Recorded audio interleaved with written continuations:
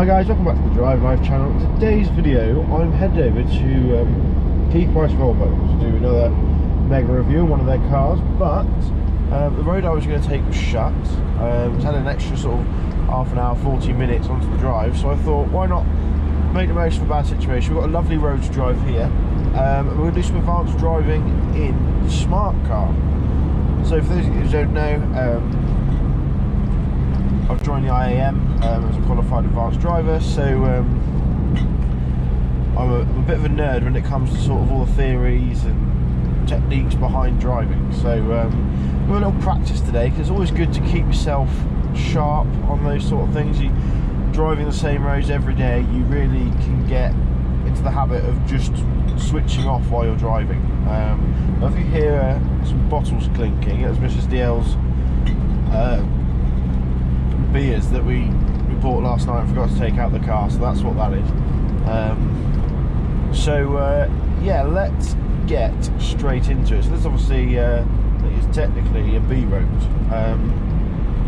fairly narrow, high hedge line either side, so you've got to have your wits about you really, because this goes to a lake. Quite often there are boats on a trailer going to the lake that are slightly wider than the lane, so luckily, because we're in a small smart car, we'll be able to thread through nicely. It's just being aware of what that sort of thing, or what sort of things can happen with this road. Now, a big part of advanced driving is thinking outside the box and trying to predict what you could come across. So if there's an example there, is I know this road goes towards the lake where there's boats, so you've got to be aware that there might be boats coming that are wider than the lane. It's also a very popular cycling route, so I'm always checking that limit point there for the first glimpse of a cyclist, so that I know, so I can react as quickly as possible, keep both myself and the cyclist as safe as possible. So actually this smart car is quite a good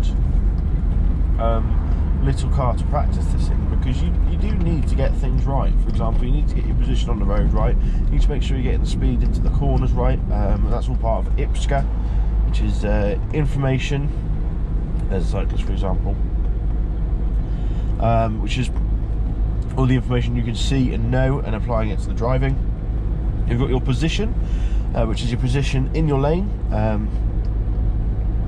and on the road in general really, and you've got your gear, which we can do because we've got the little sequential gearbox here, and not quite as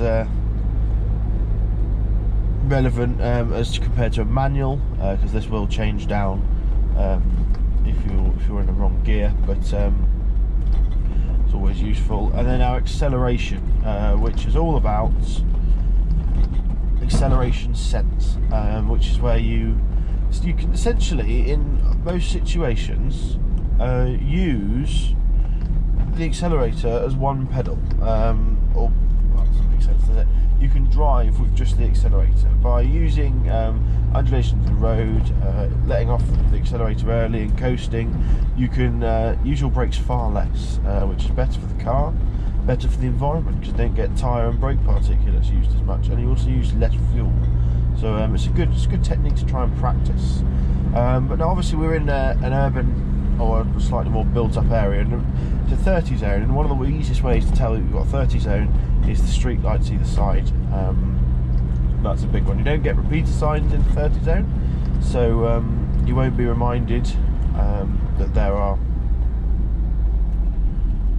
that you're in a 30 zone, so that's something to bear in mind, unlike a 40 and 50 zone where there's a legal requirement for there to be signs, I think it's every 30 seconds, at the speed limit, if that makes sense at all.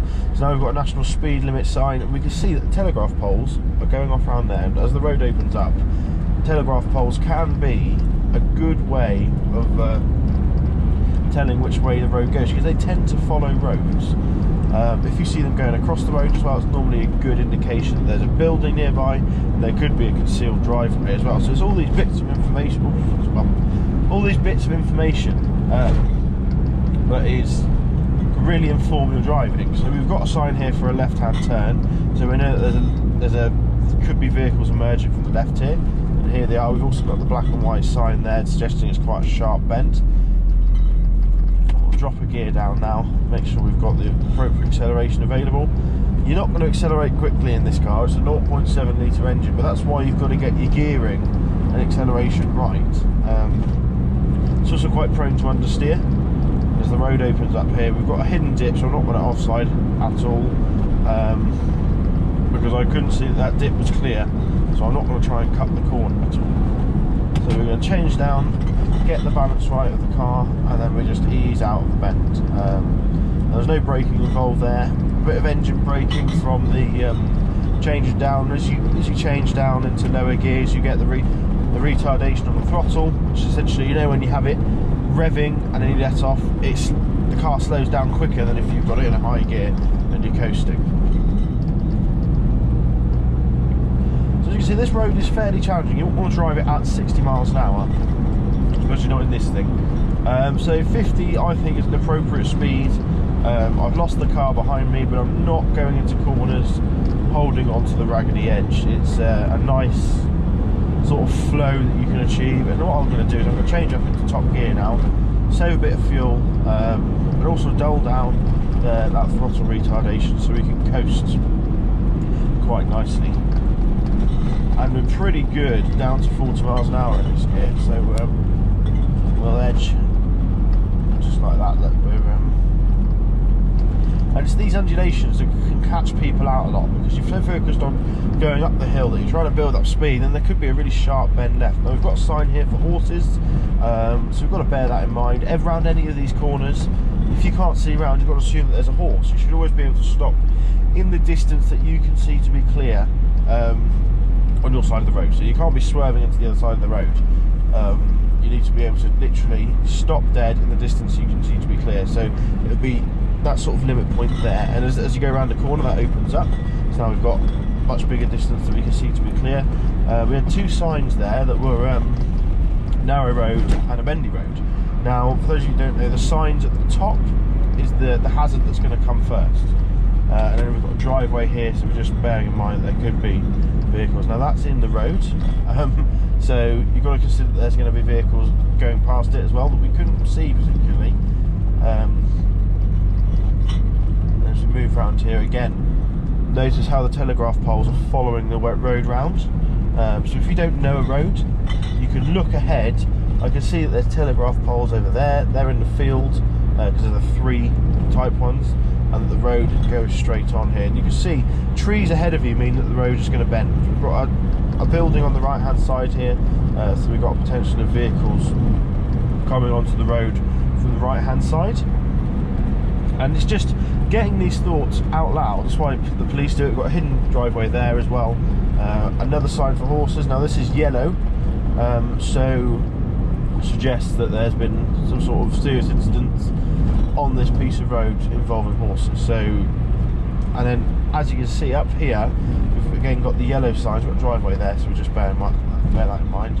We've got a left-hand bend with a junction on it, and then we've also got a lack of a path, and that suggests that we're going to come up into a build-up area. Because they're warning you about the lack of a path. It suggests that people are living here and could be walking on the roads. And I think round this corner, we've got a cone in the road here, so I'm going to move out early, get the best view round the corner that I can. We're probably going to come into, oh yeah, if you look over to your right, you probably can't see it actually, but I just looked over to my right and I can see a church, so that obviously means we're coming into a built-up area, and there we go, here it is. So we're down into a 30 now. We've got no road markers in the middle of the road, so we're just going to hug the left-hand side. We've got a queue of traffic up there, so I'm just going to let off the throttle now and coast up. And then we've also got a car coming, and I have to give way, so I'm going to give way here. And notice how we haven't stopped, kept it nice and smooth. And the biggest fuel user is that braking that inertia. So this is quite a narrow gap, so I'm just going to fit through there. And it's just the trick is with this is not to be caught out by your own speed. Now I think this lot have parked, so I'm just going to move out and round. Yep, she's parked. No sort of indication there from the lady, but you know, it's a guessing game. And now we've got a junction here with good visibility, so we'll wait to pull out of that.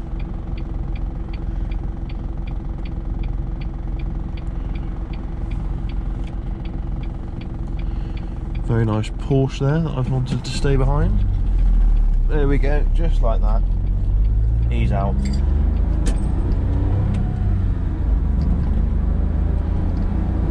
And again, up to 30. I mean, 30 is a limit, it's not a target, so you don't have to drive at 30. I've been in 30 zones where it's just not appropriate to drive at 30. So you bring your speed down ever so slightly. And I think that's the common misconception a lot of people have, is that you need to drive the speed limit all the time. It just isn't true. It's, yeah, 50 miles an hour on most A roads is enough. And on the straights you can accelerate up, but through the bends, around tight, twisty roads, then yeah, you just want to be careful. Now I'm being, as you can see, I'm on 25 miles an hour here, just because there could be kids running out, there could be a football come shooting out of a gateway with a child running after it, so you just got to bear that in mind. Now this obviously is opening up, it's a bit more of a secure environment, and it's a nice wide road, but this grippy or beige tarmac is an indication that it's quite a sharp bend, and there's a bit of adverse camber as well there, which sort of increased the necessity to have that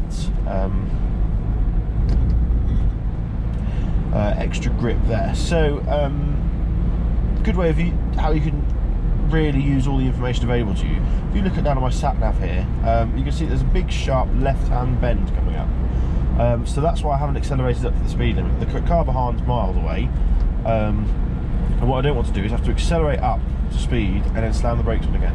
And on the left here you can see that there's a junction on this bend as well.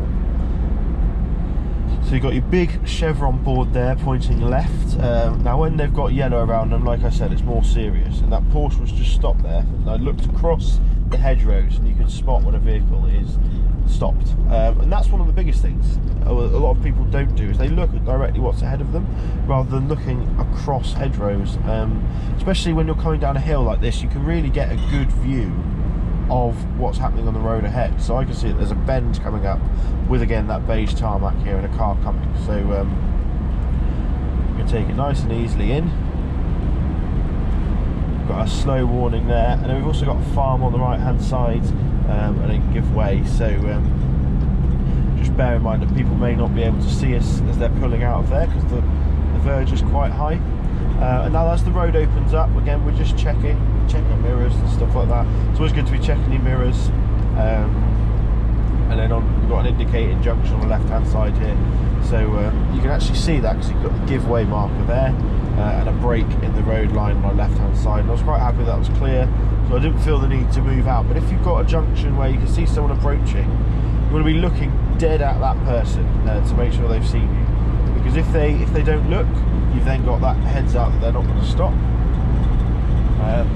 You can also move over in your lane like this to give yourselves more space, so even if they overshoot the junction slightly, you don't have to slam your brakes on, or you've got that space for them to be able to stop. Now we've got three signs here. We've got a junction on the left, people potentially walking on the road, and then a sharp bend right, and these things will come up in order. So you've got the junction on the left here, you've then got pub and a no path, so that suggests there could be people walking on the road, and then we've got our right hand bend. So a lot of this is very logical, and I think all we need to do is just sit and think about it. When you're driving, just turn your music off and just think about what you're doing. It makes a massive difference, and it's one of the things that advanced driving is all about, is just considering everything that you can. So I've got a car ahead here, I think it's a Nissan Note, and we've got an indicated sign for a junction on the left hand side. So I'm not going to go barreling through here because I'm catching up to the car in front anyway. Now this is difficult because it's in the shadows, but you can just see the break in the line on the side of the road there, and there's your turning. And with these tree covers, with the shadows, it's quite difficult. I mean, those motorbikes there, they didn't have headlights in, they blend in quite well with the road. So that's something to bear in mind as well.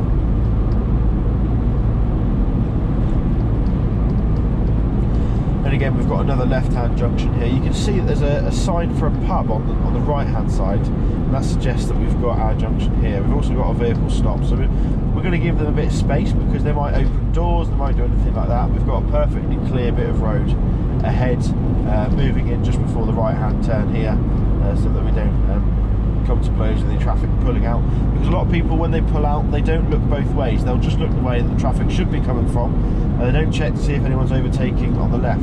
Now we've got a bicycle here, and we've got this hatched area, but I'm still going to move over just so it gives drivers an option to give the cyclists more room as well, which is always nice for cyclists.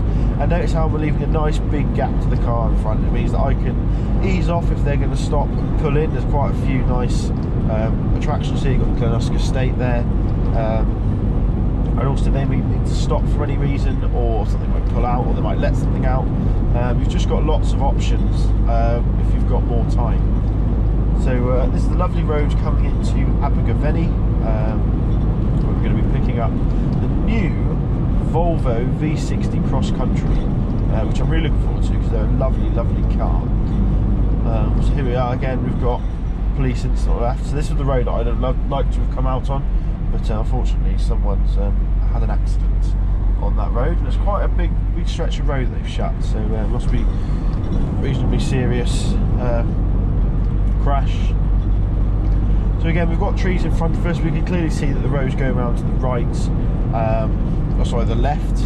You need to know your left and right in the driving. Again, trees in front of us again, so we know that there's a left-hand lane coming. See the break in the line on the side of the road there for a junction, and when you get fencing like this, you can sort of see that there's a junction there as well. There's obviously going to be some sort of gateway or a field or something like that, and there it is, just there.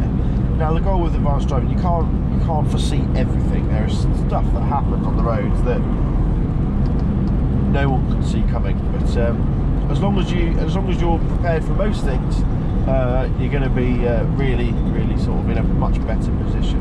Now I've driven this road quite a bit. I know that there is lots of lay-bys, things like that, that people can pull out of. And coming up, there's also at the side of this village here a big car dealership that's on either side of the road. So you've got potential for people crossing over. You've got it's a national speed limit road, so there's no sort of official crossing, so people have to sort of dash across, which is never good. We've got a 30 zone here, so I'm just going to ease off the accelerator, change down so we've got reasonable response within the speed that we want to be travelling. So for this car it's 4th in third, 30, gives me enough, but the car isn't necessarily revving. And then we've got a sign indicating that there's a crossing ahead, which we can see here. Now I'm just gonna take it nice and easily through here,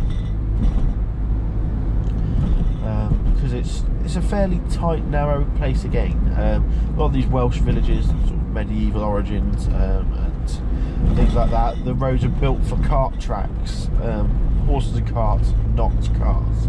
Unfortunately, the smart car, we got so narrow, you don't mind. But as you can see here, we've got this caravan here, and he was slightly over the white line with the body of his caravan. So you just got to bear that in mind. You don't want to be driving on this right on the white line if that's coming towards you. You just want to be out of the way, really. And again, we've got another zebra crossing here. This person's going quite slow, so I'm just going to give them lots of space. Change down the gear now as the speed drops off. We're going to come into quite a strange little junction, really built up and quite narrow. You see there's no road markings here, and they're stopping at the zebra crossing there. So we've got plenty of time. So you can see the person on the side of the road. It's obvious that the car in front is going to stop. It's nice and simple, really. Now we've got a lot of pedestrians about here, so we're just going to give them plenty of space.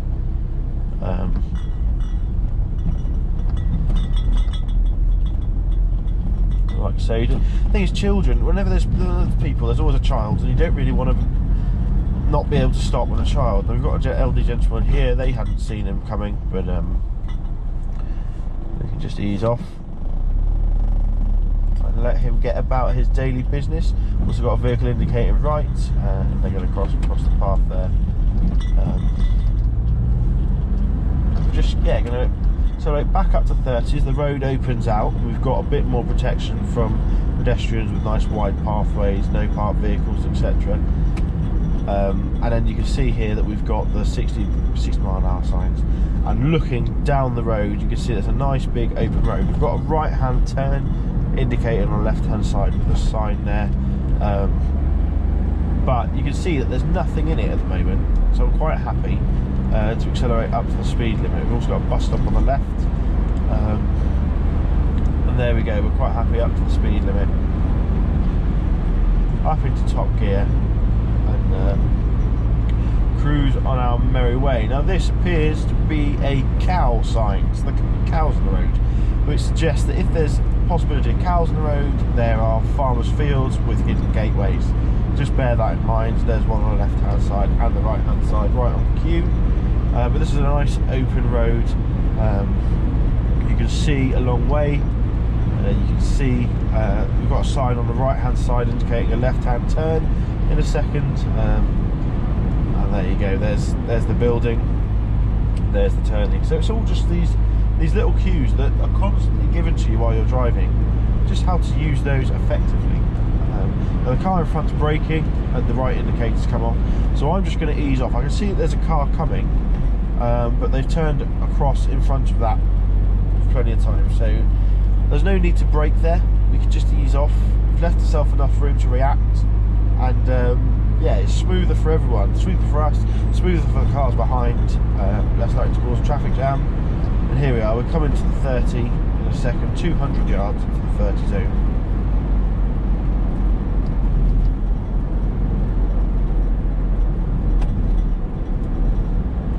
Here we are in Glangorrini, down into fourth for this sort of slow 30 mile/hour bit. We're 9 minutes away from the destination as well, so it's not too far. And again, we're just watching either side of the path. We've got junctions, we've got motorbikes, we've got all sorts of bits and pieces, so you just want to have your wits about you really. Be considering that there could be, again, children coming out. We've got parked cars on the left, so just going to move over, leave them a bit of space so that they can swing a door open and it won't cause an issue for us. And yeah, that's pretty much it.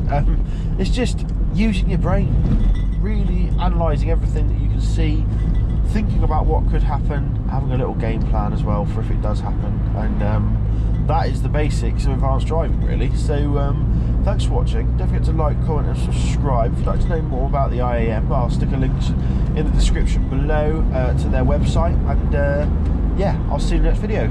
Cheers.